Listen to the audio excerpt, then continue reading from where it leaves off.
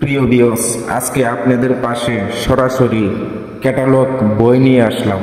একটি আলমারি আপনারা ক্যাটালগ বই থেকে বেছে নিতে পারবেন। 2025 সালের একদম নিউ ক্যাটালগ মডেল নিয়ে আসলাম আপনাদের পাশে। কাঠের আলমারিগুলি দেখার জন্য আপনাদেরকে অনুরোধ করব।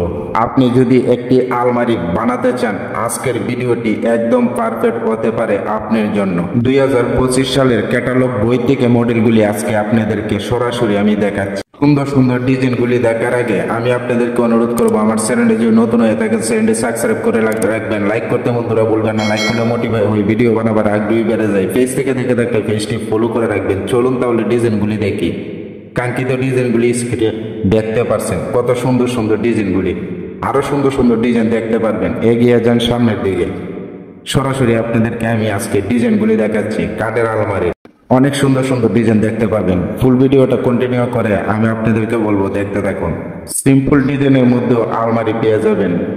বড়া নকশা আলমারি এই ডিজাইনেই পেয়ে যাবেন। রাজকীয় মডেল ও আলমারিগুলি আপনারা এই ভিডিওতেই পেয়ে যাবেন। চয়েস করে নিতে পারেন আজকে এই ভিডিও থেকে একটি আলমারি। ভালো লাগলে স্ক্রিনশট দিয়ে রাখতে পারেন।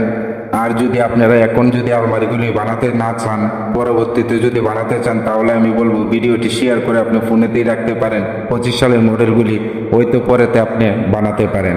আলমারি যদি বানাতে চান, ভালো কাঠ দিয়ে আলমারি বানাবার চেষ্টা করবেন।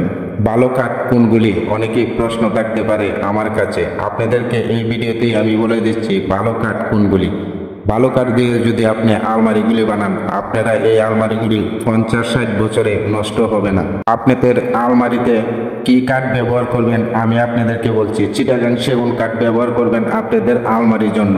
একটি 50-60 বছরে একটি আলমারি নষ্ট হবে না আশা করি। আলমারির প্রাইস সম্পর্কে যদি জানতে চান, A to Z কাঠ ফার্নিচারে যে কোনো বিষয়ে জানতে পারেন আমার ভিডিওতে কমেন্ট করে আমার কাছ থেকে।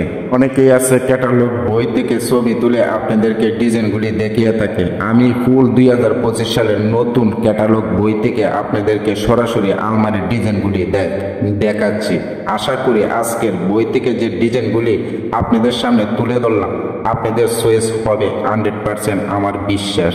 কম প্রাইসের মধ্যে যদি আপনি আলমারিগুলি বানাতে চান, তাহলে কি কাঠ ব্যবহার করলে এই আলমারিগুলি 20-40 বছরে নষ্ট হবে না, কম দামি কাঠের মধ্যে আপনারা একটি ভালো মানের ফার্নিচার আপনারা ব্যবহার করার জন্য একদম পারফেক্ট একটি প্রাইস আমি বলে দিব।